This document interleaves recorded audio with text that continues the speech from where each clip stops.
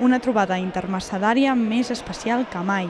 I és que enguany ens trobem en l'any jubilar mercedari, que aquests darrers dies d'abril ha reunit a tots els pares mercedaris per celebrar els 800 anys de vida de l'Orde. Estos 800 años sean también una mirada de agradecida y de esperanza sobre todo hacia el futuro, ¿no? Que creo que es importante para todos, ¿no? Para la Iglesia, para la Merced y para la sociedad en general.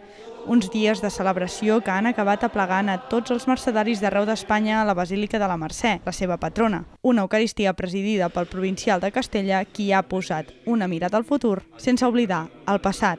Venimos como a recoger fuerzas aquí a Barcelona, a la cuna, al origen de nuestra orden, para mantener este espíritu que nos legó San Pedro Nolasco, el fundador, y para poder transmitirlo después a las próximas generaciones. Molta música i emoció per celebrar aquest any tan important pels mercedaris. Una fotografia en família ha tancat l'Eucaristia per celebrar 800 anys de recorregut d'una orde que segueix caminant.